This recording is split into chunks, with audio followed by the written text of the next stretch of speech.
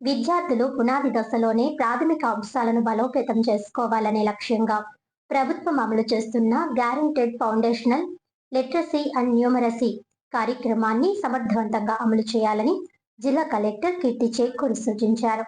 రాజమహేంద్రవరం కంబాలపేటలోని చున్నీలాల్ జాజు municipal corporation ప్రాథమిక పాఠశాలను సందర్శించి విద్యాశాఖ అధికారులతో కలిసి జిఎఫ్ఎల్ఎన్ అమలు తీరును పరిశీలించారు.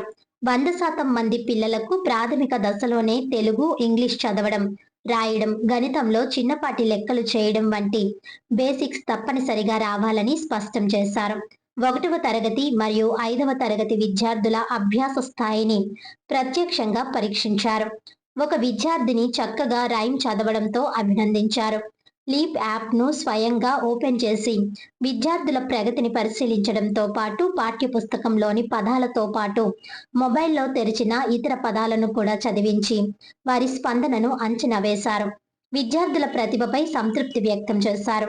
పాఠశాలలో 2 విద్యార్థులకు ఆరోగ్య సమస్యలు ఉన్నాయని, వారి తల్లిదండ్రులు ఆర్థికంగా బలహీనులని ప్రధానోపాధ్యాయులు గోపి అప్పారావు తెలియజేయగా, తక్షణమే స్పందించి జిల్లా వైద్య మరియు ఆరోగ్య శాఖ అధికారికి ఫోన్ చేసి అవసరమైన వైద్య సహాయం అందించాలంటూ ఆదేశించారు.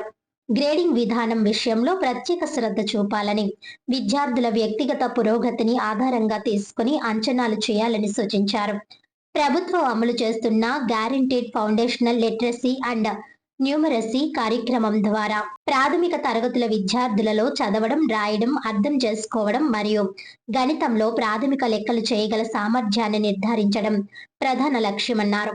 ముఖ్యంగా 1వ తరగతి నుండి 5వ తరగతి వరకు ఉన్న విద్యార్థులు పునాది దశలోనే భాషా నైపుణ్యాలు మరియు సంఖ్యా జ్ఞానం బలోపేతం చేసుకునేలా ప్రత్యేక యాక్షన్ ప్లాన్లు, దినచర్య ఆధారిత బోధనా విధానాలు, లెర్నింగ్ అవుట్కమ్ల ఆధారిత అంచనాలు అమలు చేస్తారు. ప్రతి విద్యార్థి కనీస అభ్యాస ప్రమాణాలను తప్పనిసరిగా సాధించేలా నిరంతర మూల్యాంకనం, రిమీడియల్ టీచింగ్, సాంకేతిక వనరుల వినియోగం ద్వారా అభ్యాస లోటును తగ్గించడం ఈ కార్యక్రమం ముఖ్య ఉద్దేశ్యమని అన్నారు. ఈ కార్యక్రమంలో జిల్లా విద్యాశాఖ అధికారి కంది Vasudevarao, Samagra Shiksha APCS Subhashini, Gauri Shankarrao, urban range DIB Dileep Kumar, ప్రధానోపాధ్యాయులు గోపి అప్పారావు, ఉపాధ్యాయులు V Mowlika, S Somashekhar, CHLN Padmavathi, K Vanajakshi, A Udayabhanu తదితరులు పాల్గొన్నారు.